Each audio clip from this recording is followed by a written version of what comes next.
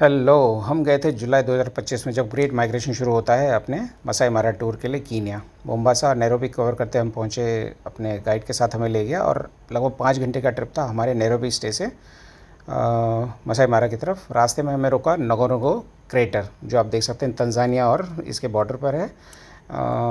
और यहाँ पर बहुत समय पहले ज्वालामुखी फटने से ये जगह बनी थी हमारी। और लगभग 5 घंटे ट्रिप के बाद हम पहुँचे अपने स्टे पे। यहाँ चेक इन किया, थोड़ा फ्रेश अप हुए और फिर जल्दी हमें रूम तक ले जाया गया। ये हमारे लग्जूरियस रूम्स थे, जहाँ बड़ा अच्छा ही स्टे था। यहाँ की ट्राइबल मसाई लोग यहाँ एम्प्लॉयड थे एज ए गार्ड, और होटल में और भी कई तरह के स्टाफ के लिए। स्टाफ बड़ा ही अच्छा था, विनम्र था। तो उसके बाद फिर एक सुंदर से इन हरियाली के बीच में से, फूलों के बीच में से, इस रास्ते से होते हुए हमें अपने स्टे तक छोड़ा गया। और फिर उसके बाद एक शॉर्ट गेम ड्राइव के लिए हमें ले जाया गया वहीं से, जहां हमने ज़ेब्रा और भी कुछ जानवर हमने देखे। तो ये कुछ फ़ोटोज़ उसमें लिए गए थे। और फिर हम जल्दी सो गए रात में। अगले दिन सुबह 4 बजे उठे, ये रास्ते में अंधेरे में चलते अपने रिजॉर्ट से अपने व्हीकल की तरफ। और फिर ये गाड़ी पिकअप करके मिलेगी दूसरे सफ़ारी, सुबह बैलून सफ़ारी के लिए। तो यहाँ से लगभग 1 घंटे के बाद हम पहुँचने वाले थे। रास्ते में हमें ये लेपर्ड दिखा, जो कि बहुत ही रेयर साइटिंग है। फिर हमें एक पैक ऑफ हाइना का बड़ा सा ग्रुप दिखा, जो रास्ते में दौड़ रहा था।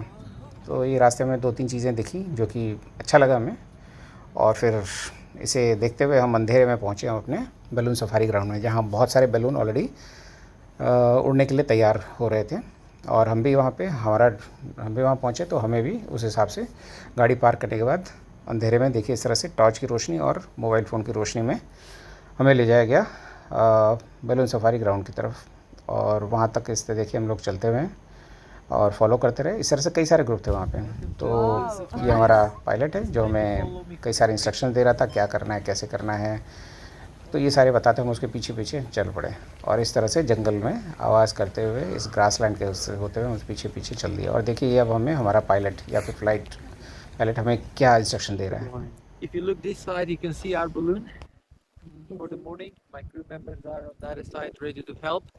And on this side, we have our basket where we are going to be in it for next hour. Okay. So now I'm going to brief you for takeoff, flight, and landing. Please listen carefully. This is very important for your safety. If you have any questions, you can ask me. I'm very happy to answer them immediately. Okay. Start with the basket. If you look here, the basket has 5 compartments, okay? The middle part where the tanks are, this is my compartment. I have all my inflation tanks, all my control ropes, everything what I need to control the balloon. Please don't touch anything on that side, okay? On the right and the left hand side of the basket, we have 2 compartments on each side. These are for you. I will divide you in groups of 4. In each compartment, we will have 4 passengers, okay? Now I will tell you the normal procedure, but today is a bit breezy. Probably I will preload you. I will explain you the preloading procedure afterwards. Okay. Once I inflate the balloon, the basket is upright.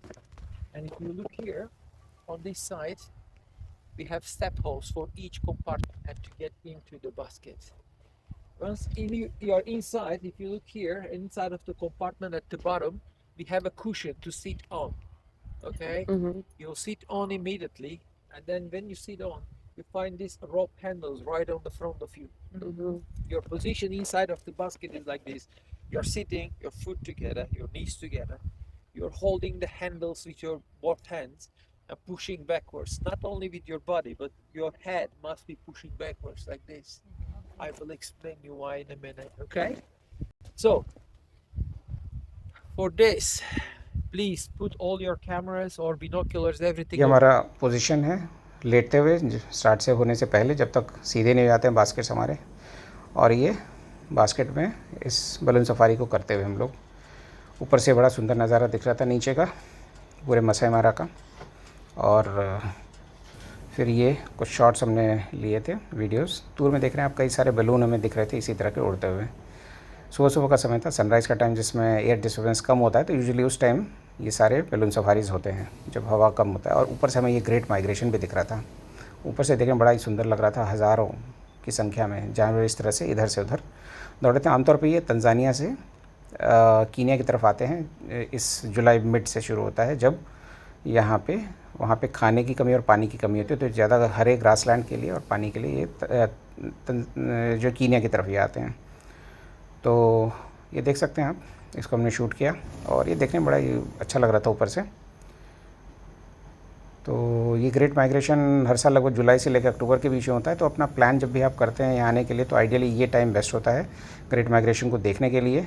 और इस time में national park की fees भी double होती है, $200 per day के हिसाब से होता है। प्लस अगर आप जंगल में स्टे कर रहे हैं तो उसका स्टे पर $60 to $70 पर डे चार्ज किया जाता है। तो हमारा जब लॉज वहाँ पे था रुकने की जगह, तो हमारा ये पर डे उस हमारे स्टे में भी ऐड हुआ था। तो जब हम 2 नाइट रुके थे तो 2 दिन के चार्जेस हमें लिए गए थे। जो हमने पैकेज लिया था, तो मेरे एक और वीडियो में आप देखेंगे हमने पैकेज किस तरह से लिया था, और पैकेज हमें सस्ता पड़ा था इंडिविजुअल सब चीज़ें बुकिंग करने के लिए, सफारी टिकट, उसके बाद स्टे, ट्रैवलिंग, सब कुछ होकर हमने पैकेज जब लिया तो हमें लगभग ये $1050 का पड़ा था टोटल 4 नाइट्स के लिए, जहाँ पे हमने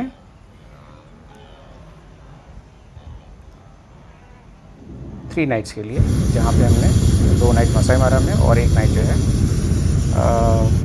लेक नेवाशा में हम के पास, नाकुरू नेवाशा के पास हमने गुजारा था।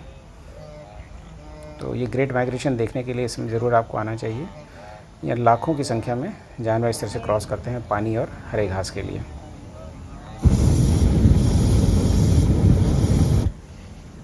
और कुछ बहुत ही ब्यूटीफुल शॉट्स अब आप देखेंगे जो हमने लिए हैं अपने Insta360 से, जो कि ओवरऑल व्यू दे रहा है आपका एक सुंदर सा व्यू।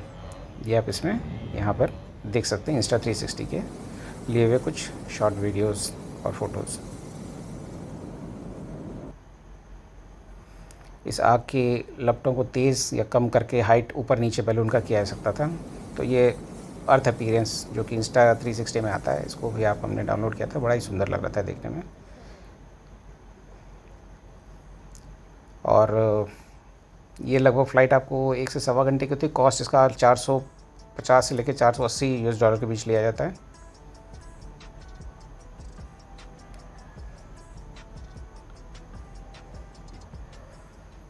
और इस $480 में हमें ये लगभग 1 से सवा घंटे की ये बैलून सफारी, वहाँ तक ले जाने का खर्चा, और सफारी के बाद होने वाला एक ग्रैंड ब्रेकफास्ट जो वहाँ पे बफ़े, जो कि वहाँ जंगल के बीच में किया करवाया जाता है, और फिर आपके ओरिजिनल गाइड जो आपको पिकअप करते हैं। तो ये सब पैकेज हमारा $480 में शामिल था। या आप एक और वीडियो में इसके कुछ डिटेल्स देखेंगे। तो इस एक बास्केट में लगभग 4 × 4 16 लोग और एक हमारा पायलट था, तो 17 लोग थे इसमें। और इस से नीचे उतरने के बाद फिर हमारे पायलट ने एक फ़ोटो शूट किया हमारे ग्रुप के साथ, फिर एक कंप्लीशन सर्टिफिकेट भी दिया हमें, ये आप देख सकते हैं। और फिर यहाँ पे ग्रैंड बफ़े ब्रेकफास्ट था, जहाँ पे टॉयलेट्स, पीने का पानी, जंगल के बीचों बीच दूर में आप देखेंगे माइग्रेशन वगैरह सब हो रहे हैं, बहुत सारे जानवर दिख रहे हैं। और यहाँ टेबल्स इस तरह से बिछा दिए गए थे कई ग्रुप से, जो एक जगह आकर यहाँ पर ब्रेकफास्ट कर रहे थे। यहाँ पे अल्कोहलिक ड्रिंक्स और बाकी चीज़ों का इंतजाम किया गया था। तो ये बड़ा ही लग्जरियस सा ब्रेकफास्ट जंगल के बीच में था, एक यूनिक एक्सपीरियंस था। तो ये देख सकते हैं पीने का पानी, ये सब चीज़ें भी यहाँ पे थी। और ये बैकग्राउंड में देख सकते हैं दूर में बहुत सारे जानवर दिख रहे होंगे आपको। फिर उसके बाद जो हमारा गेम सफारी कंटिन्यू हुआ, तो जो हमने ये सब चीता, लायन और इन सब पक्षियों के, फिर ज़ीब्रा के, इन सब के हमने कई सारे फ़ोटोज़ वीडियोज़ लिए, और इनको बहुत नज़दीक से आप देख सकते हैं। सेरेंगेटी नेशनल पार्क जो तंजानिया में, उससे कंपैरिजन में मसाई मारा इसलिए बेहतर है क्योंकि यहाँ डेंसिटी ज़्यादा है जानवरों की, ज़्यादा पास से आप देख सकते हैं, ज़्यादा चांसेस हैं इनको साइट करने के। और आप 2 दिन के सफारी हमने ये सब जानवरों को कई बार एक साथ देखा। ये बेबी एलिफेंट को हमने देखा, या जिराफ बैकग्राउंड में ट्री के साथ। फिर कीनिया तंजानिया के बॉर्डर पे वो हमें ले गए, यहाँ पे कि माइग्रेशन होता है और यहाँ पे लिखा रहता है बॉर्डर क्रॉस नहीं करना है। हालांकि ये बॉर्डर की बंदिशें जानवरों पे लागू नहीं होती हैं। और ये देख रहे हैं आप बॉर्डर, इधर तंजानिया है और इस दूसरे साइड कीनिया है, जहाँ हमारी गाड़ी खड़ी है। और बिल्कुल देखने में एक जैसा है। तो और एक जगह पे नदी के पास हमें हिप्पोज़ आराम करते हुए मिले, हिप्पोपोटेमस। ये ग्रेट माइग्रेशन देखते हुए, जहाँ नदी के किनारे कई गाड़ियाँ रुकी हुई थी, हम देख पा रहे थे। और वापस हम पहुँचे अपने स्टे पे लग्जरियस, जहाँ पे कि हमारा बढ़िया सा डिनर था, खासकर फ्रूट्स का सर्विंग बहुत ही बढ़िया था। तो इस तरह से हमारा दिन ख़त्म हुआ यहाँ पे मसाई मारा ट्रिप, और ख़ासकर बैलून सफारी हमारा हाईलाइट था।